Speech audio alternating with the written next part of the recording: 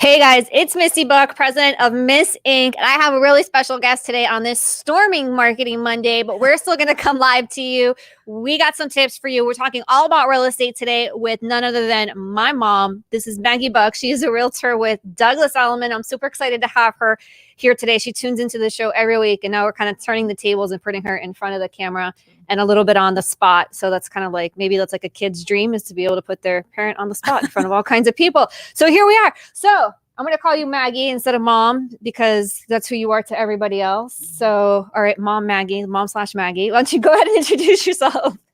Well, Misty did a great job introducing me already. My name is Maggie Buck, and I'm a realtor with Douglas Elliman. I've been in real estate for 30 years.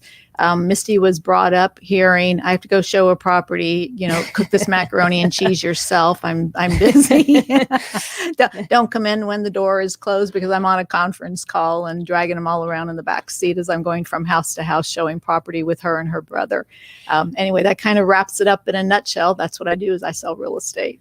Yeah, well, I know you do way more than that, because real estate is not just selling houses, right? And it's not just helping people buy properties. It's way more in depth than that. So, so you touched a little bit about your experience, but we want to share today some tips for realtors and for sellers in terms of helping them as a realtor, helping market yourself as an agent, right? And then for sellers, helping you get your property ready to put onto market and to set it up for proper marketing. So we had a conversation over Sunday dinner yesterday, and one of the things that we were talking about is that people use this term with the pandemic, new normal, right? How many times we've heard that? We're probably tired of hearing it. But what you're saying, what you said to me last night, which I love so much, is that it's not our new normal, because in real estate, it's always changing. So we always have a new normal, right? So you want to talk a little bit about that? Yes. So I've been on a number of podcasts, and I've had people call me and they say, how are you adapting to our new normal? And I said, my real estate to me is based on people's lives changing for whatever reason. In 1992, we had Hurricane Andrew, and then we had short sales, foreclosures, mortgage fraud. We had all kinds of things going on, and people's lives change. And that's what my career is based on. It could be marriages, divorces, upsizing, downsizing, moving here, moving out of here, having a job, having no job, and a multitude of other things. So to me, this is not our new normal. This is just normal. And I think realtors are really looked to have the perspective that they're the master of change. So that's the way we look at it. I think we all just need to be the master of change and help buyers and sellers navigate through whatever change they're going through in their lives, and to face it from a position of strength. So that's what I mean, that this is not my new normal. This is just normal. I love that. Masters of change. Who else could use some help doing that? I think we all could adapt that into our lives, being masters of change. So let's talk really quickly. What are some tips that you have for realtors in terms of setting up their personal brand? Having done this for so long, what are your top tips? Yeah, I could do a whole show on realtors and how to market, just like I could do a whole show on sellers and getting ready to put their house on the market. I think for realtors, what I see would help them is under their name. We'll say for LinkedIn, for example, if they say, my name is Maggie Buck, but yet I sold a zillion dollars in properties, or my title is the king of X amount or whatever. I'm using that very precious space under my name, under the LinkedIn profile, to tell people what I really do without them having to click on and know more about me. So to me, I put something very simple on my LinkedIn. I'm a realtor with Douglas Elliman. That's it. Anything else, if they want to know more about me, I tell them in the rest of the data that's in my LinkedIn profile. But I don't ask for them to click it on and think, what in the world does she do for a living? I think when you're going to market yourself, you have to be consistent. And I've learned a lot of that from Misty, consistency and content. Give them something of value. And I think it's great to say how accomplished you are in the industry. But, if you say it too much, really, at the end of the day, the only person who cares who's number one is number two. So, we want to say, what's your accomplishments? What sets you apart from another realtor? The real estate industry is tremendously competitive. It's more competitive than I think maybe any other profession that I know of. And I think that we always have to face the market with a level of competence and confidence, and that we're able to navigate the sellers or buyers through really is one of the biggest decisions that they make throughout their lives. And we want to be able to make them feel confident with our ability to do so. And it's hard to do if they don't really know how you're going to help them do that. So, I say everybody's favorite radio station is WIFM. What's in it for me? So why would a seller choose you over tens of thousands of associates in Dade County or anywhere to list their property? And I think it really is focusing on what sets you apart. So that's a lot of that. Yeah, I love that. And I love that you brought up LinkedIn, because a lot of what's happening is people are no longer just going to hear about you and they're just going to come to you, right? We know that people are doing research. Think of how you use information once you get a referral, right? You're going to look up that person. So you want to see, what is their professional presence like? People get really caught up on websites, which are awesome. But I really feel like if you're just starting out, building out your social media profiles is actually more important than investing in a website first, because they're going to go there and they're going to want to connect with you. So we talked a little bit yesterday also about connecting with people and how what helps something stand out to you. So I know everybody's out, everyone's, like you said, it's very competitive. People are looking to connect with one another. We want to build business with one another. But really, the way that we do that, which we've talked about on this show a million times before also, is about building relationships. Right. So if someone is connecting, since the real estate market is so competitive, how do you suggest sort of melding those two worlds of social media, but also building those personal relationships? Well, I think, first of all, I think the most effective type of marketing is when your buyer or seller said, it was so stressful for me to sell this property or to buy this property. I'm so glad I had you on my side, and that I had an excellent experience with you. And of course, they want to help you build your business. So they want to share their thoughts with whoever will listen about the real estate and how you help them navigate through this. And you took so much of the worry behind them, from them. I think, for us to network is, I don't really think because someone asked me to connect with them on LinkedIn, and I'm still not sure what they do because they put so much underneath their name. But so I have to look at them and say, what do you do? Like, I have to look further into that. And once I see that they're in an industry that I would be interested in, I click, okay, I'll connect with you. And then sometimes, which I don't think is the right approach, immediately they click it right back and say, can I have your business in whatever it may be? That's not really effective marketing for me. I don't have a relationship with them, but I am about building relationships. So once I see that they've shown to me, maybe they've posted some very interesting information for me where I look at it and I think, gee, I wonder what they're going to say today. I think, gee, they're competent, and I'd like to refer business to them. I think what people kind of forget is that even though real estate, we're selling property, selling is more about listening than it is about talking. I think, when we're building relationships, we all like to have a reliable source of resources. Just from us bringing a buyer and a seller together, we feed a number of industries from that. And it could be inspectors, appraisers, surveyors, underwriters, lenders. I mean, there's so many industries that are fed from that. But it is based on relationships that we have built through the years. It's not because someone has said, can I have your business? So I think people kind of forget about showing their value to each other. If you want me as a customer or to refer you to a customer of mine, I need to make sure I'm making the right referral. Got you. Okay. So that makes perfect sense. So it's for you.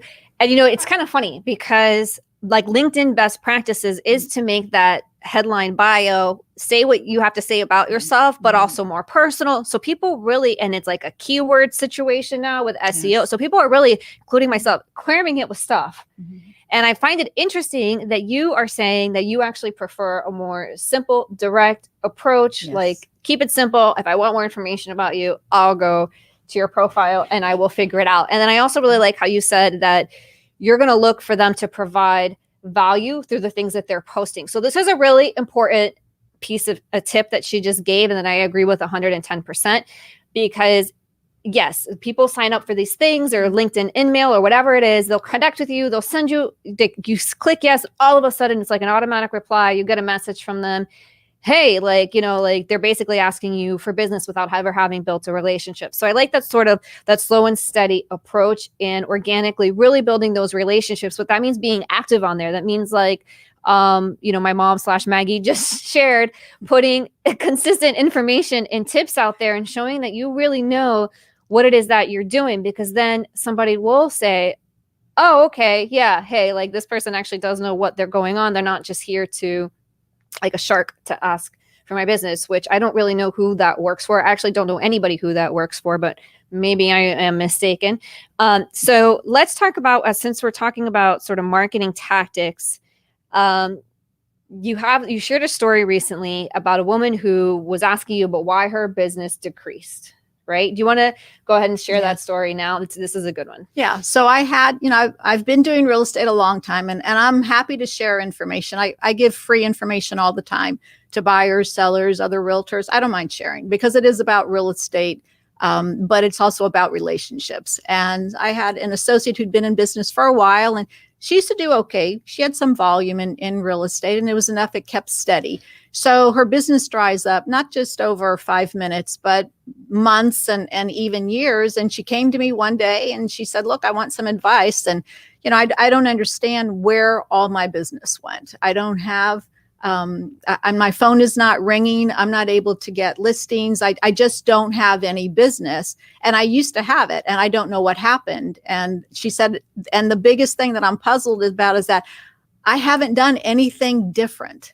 So I said to her, you mean after all these months and all these years, your business has dried up and you're saying that you haven't done anything different? And she said, no. And I said, well, you just answered your own question. You haven't done anything different. So she's not evolving along with the industry, as many people aren't. They're just kicking and screaming their whole way with not doing things, not understanding that, maybe they're not loving social media. You can't, as this one broker said to me a long time ago, you can't be a secret agent. You need to tell people what you do. And they're just used to making the phone ring just because. When I got into real estate, we didn't even have computers. Our MLS, our listings came in a book, a black and white printed listing of each property. And we had to go pick it up from the board of realtors. And it's not like that anymore. So if you don't change, if you don't do something different, if you don't evolve in the industry, you're not going to get anything different. And you're just going to be on the sidewalk and watch the rest of us run right past you.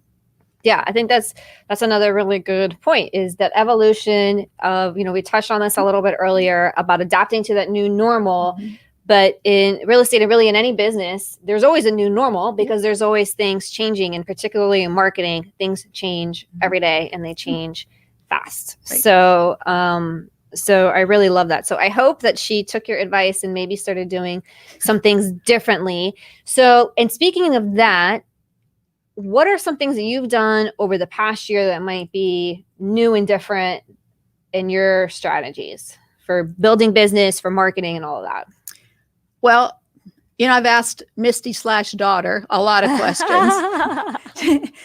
I believe in going to the experts. I can't be I can't be an expert in everything. And I sell real estate and I know how to market. I'm good at communicating. I'm clear when I'm talking with a buyer or a seller about expectations, those kind of things. But I'm not a writer, and I'm not a marketer, and I don't understand social media. As my last name many years and even still is Flintstone, because I just don't know everything that's out there. But I don't embrace all of it. I embrace it for other people, and I think they should what works for them. And I've had people say, what kind of social media or what kind of marketing do you do? Or do you think is the best? And I said, the one that you use is the best. That's what I think. So I think for marketing for me is that I just started posting on LinkedIn. On your own. Yeah. On your own. It was like, big girl. Yeah, it's been interesting. I'm not there yet because it's not as polished as it can be, but I'm getting there. So I asked Misty a lot of questions, and she hasn't blocked my phone yet. So I'm happy. I'm happy about that. So I have started posting on LinkedIn. What I did do, which I think was was really important because it got me this great listing is I had my resume professionally done. And I also polished my LinkedIn profile. And how that came in handy, it's funny how timeliness is that I was referred a property that was going through probate court from 3 partners of a huge law firm. And they weren't satisfied with just knowing about a realtor's experience. They wanted to really have an in-depth look into who that person is that they're going to refer to their client. So I sent them my resume. They looked at my LinkedIn profile, and I was able to get the listing. And I was very honored because the competition was pretty stiff. So those are the things that I've done. I've just paid more attention to how am I being promoted myself out there on social media, within the industry. Am I prepared to answer any questions, send any documentation?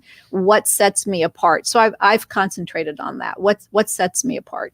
Yeah, I love that. And you do have, I think that's a good thing, is to look at the experiences that you have, because a lot of things that real estate agents want is, we'll say to them when I'm doing a lot of consulting is, hey, what is your specialty? Well, I saw in this area, this area, this area, and this area, this price point, this price point, this price point. And I'm like, I don't know I'm having a hard time figuring out how to help you here, because let's look at your experience and let's pull some wording and let's do some of that. So I love that you were so clear on those things, and that's how you built that was so smart that you had your resume done and you made sure your LinkedIn was on point, because it's true. Like, people, they are going to check you out. It's just the way it is. So if it looks really like, unprofessional, then people are going to think you're unprofessional. Or if you set up, this is why we talk about starting small, go work with the network that you want to work with. So whether that's Facebook and LinkedIn or just LinkedIn or whatever it is, do the one, get really good at it. Because a lot of times what I see is people are setting up these accounts and they never go back to them, right? Like, they get all gung-ho, whatever. And, we have that 3rd day scenario where it's like, you're excited first day, second day, by the 3rd day, the excitement wears off and you don't want to do the work anymore. I have somebody coming on in a couple of weeks to talk about that theory specifically. But that, that's the way it is. Or people think, I know I need this, so I set it up, but I don't know what to do with it. So it just sits there. And then people go to look at it, or they go to message you and you're not there. And so now they think, okay, this person's, maybe they're not in business anymore, or doesn't have a professional appeal. And that might cost you the sale or the referral. So I love these points that you're making around this. Well, it's also a reflection of when you go for a listing. How I market myself is how I'm going to market the listing. So if the seller looks at any of the data that they can find on me and they think this looks stale, outdated, maybe she's not as polished as we think she's going to be. She's not the right person. So I always like to make sure that not only am I marketing myself, I don't over market, because if I can't keep it up, I don't do it. So, LinkedIn and Facebook, which is like 2 big things for me. It's like, that's like such an accomplishment that I even post that.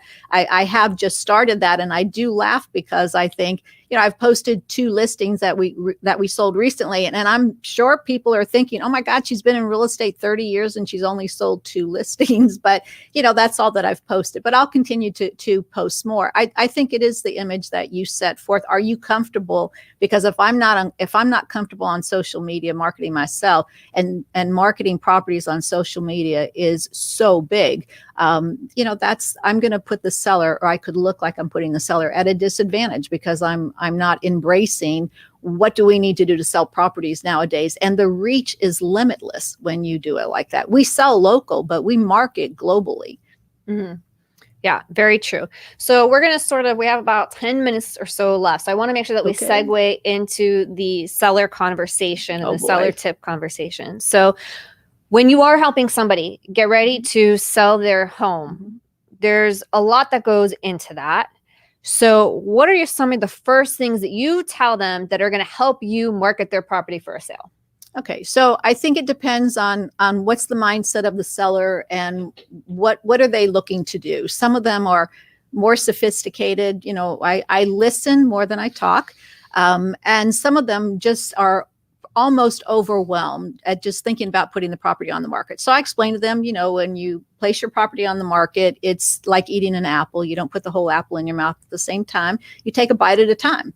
So we start going through the house, and I'm very respectful, but I say to them, the biggest things that it's just the way we live, is that they have to remember they don't live in a house the way they sell it. They need to set the stage of selling their property and kind of disconnect of it being their home, which is a lot of it is decluttering, and you're going to box the things up anyway when you move. So sometimes it helps to just start going through that process in your mind, getting some boxes, maybe even getting color-coded packing tape. So for example, red tape would go for the spare bedroom. You'll just put red tape over the boxes. And I've done this so many times where I'll put a label on the box, and sure enough, the label goes against the wall and I have no idea what's on that box. So I figured if I do it with color-coded tape, I'll know that this green is for the office or whatever it may be. It just helps organize it in my mind. Since they're going to be moving things anyway, cleaning the windows, I think people underestimate the effect of having just clear windows. It's a great view. We have a lot of sunshine in Miami, although not so much today. But people like to know that the house is it's a clear view of the pool or whatever it may be. So I think it's cleaning the property. I think because we live in the house, we tend to overlook the leaky faucet, or maybe there's damaged fascia in the front. Maybe the front door has to be painted. Maybe there's dead plants out front. Just those kind of things where you want to make it where it doesn't look like there's deferred maintenance if you can. It doesn't mean it has to cost a lot of money. It just means that it can all be minor right now. And what we live with, a buyer may come in and they'll notice it even though we may not notice it.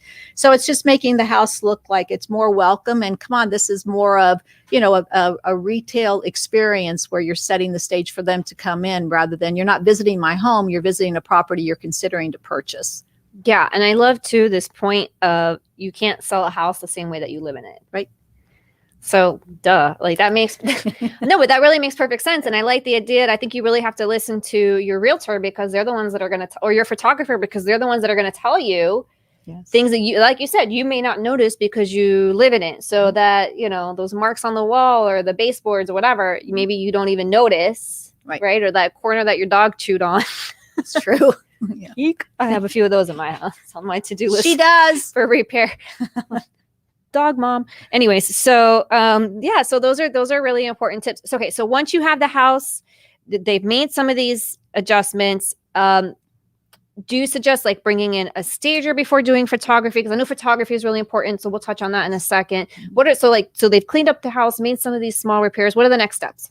I think, I love fresh flowers in a house. So before the photographer comes, if you have furniture that there's too much furniture, I would move the furniture out. If you're going to donate it now and just be done with it. Sometimes you can bring in a stager. A stager can work. It's not for every house or for every owner, but I think if you are going to choose to have a stager from the outside, it needs to be a stager that understands the market, that relates to that house and also to the seller. I think I do a lot of moving furniture around. Well, I get Misty's brother, and so I have him, Ronnie, move this and put that, and can you help me with this part of it? If there's things on the property, we understand that they still have to live in the property. If that's the case, if it's still occupied. But we want to make sure that if the house looks too small for the owners, it's going to look too small for a buyer. So we just move things around and get it so that there's not so many personal items in the property that it's distracting to a buyer. So the buyer is so busy looking at pictures of their family or whatever it may be, awards or whatever, that, once they leave, they got so distracted by the items, they forgot about what's the floor plan of the property. And I felt more like a guest in their home rather than going in there with a buyer's mindset to picture my own furniture, my own pictures, my own things in there. Yeah. Really, really good tip. All right. So once you've done those things, now you need to bring in a photographer. So what should I look for in a photographer? Okay. So I think a photographer is, first of all, I think that you have to choose the right photographer. I don't think it can be a friend who is not in the profession. Not that friends don't take pictures, but sometimes they don't get it from the right angle. I think that all the light bulbs need to be, this is just my preference. All the light bulbs need to be changed to something bright. I think that the toilet seat has to be down. There shouldn't be cars in the driveway. You have a photographer that comes in that really has professional equipment to have the right lighting. They'll have the right camera angle. It will be high resolution quality photos. And when you post those photos, I think sometimes we say so much that we don't organize the process of how someone is going to walk in the house. So we look at the photos and we say, here's one photo going in, there's another photo then I'm in the garage, and then I'm outside, and then I'm in the kitchen, and then I'm somewhere else. Where am I in the house? So I like to organize them, put them in order that it brings them from the front of the house into the house, through the house, and it ends in the backyard, if that's the proper sequence of events. But I don't like mixing and matching. So you're thinking, how many rooms have the blue carpet, when it's just that same one room, but it showed up in fragmented portions of the order. I love that. And what about video in terms of like helping people really get a sense of the property? Okay. So I think video is, once again, it's I'm a big believer in the less said, the better. I think when you're marketing a property, if you don't know how to tell a compelling story, hire a copywriter or someone who can, because that story that you're telling about the property is really going to expand the mindset of the buyer who's reading it. They would have thought, I would have never thought of that house being as whatever it may be. I think for videos, you have to be well spoken. You have to be polished when you're getting in front. I don't think you have to point out that the bathroom is a bathroom, because usually the toilet and the tub give it away. And if you're talking through the whole thing, it's a little distracting. So I think you have to be organized with what you want to say and the presence that you're going to have on camera, where it's a calming effect. I think enunciation is so important, and that you speak at a pace that people can understand you, where it's not so fast because you're nervous, or it's not so slow that someone wants to take a nap or stop watching. So the whole purpose is to tell that story, if it's in writing or even in a video, where they want to continue watching it. They don't want to just scroll through to the end, click next, because now they've lost patience. They want to go on to something else. I mean, you only have a moment or so to catch that viewer's attention, and they'll want to know more about it. And you're going to be able to put features in the buyer's mind that a still photo would not be able to have. So I think it's a great combination to have professional photos done, a videographer there that understands how to take videos of the property, and I think it goes so much in that realtor's favor, and for the buyer and for the seller as well, and the buyers get the full view and benefit of what the features of the property really are. Very good. All right, so we have our photos, we have our video, the house is cleaned up. We just have a couple minutes left here. We're getting the word from the producer that he says we have 3 minutes. So in 3 minutes, okay.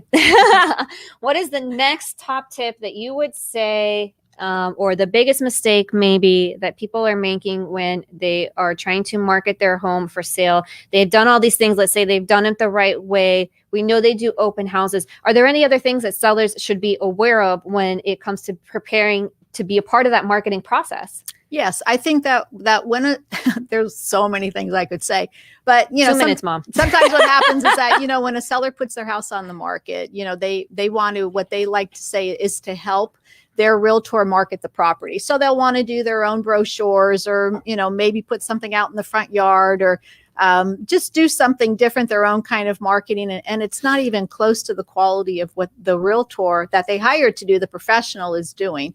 I think that they have to be ready to set the stage for the buyer to come and see the property, and for the open houses. You only get one shot to make a first impression, and to really help the realtor take their suggestions, because we've done this many times, and just understand that we all have the same goal in mind. So I think trust the realtor, the professionals that you're hiring, that they won't mislead you, and we're all trying to help you accomplish your goal of selling your property at the right price, the right time, the right terms, to the right buyer, and that's the whole goal of everything. Love it. All right. So as we wrap up here, how can people reach you if they have more questions, or maybe they're thinking of listing their property, or they're just getting their feet wet as a realtor and they want to take in some of these tips? How can people reach you? The best way to reach me is by my cell, which is 305-342-1940.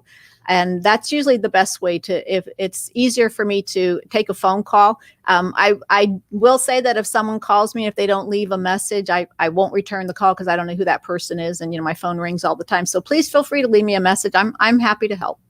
Yes. And that is for business only people. Yeah. Business don't only. get any crazy ideas. This is my mother. I'm going to be a little protective right now. So anyhow, all right. So we're going to wrap up. I didn't mean it that way. Misty's right. Well, sorry. I mean it that way. I haven't done this before. Sorry. So, all right. So we're going to go ahead and wrap up today. I want to thank you, Mom/Maggie, for being on this. Misty / daughter. Yeah, this is Maggie Buck again. She's here for Marketing Monday. We'll be back next week with another guest. If you have any questions at any time, you know how to reach me by now. Thank you again for being here, and we will see you next time. Make it a good one.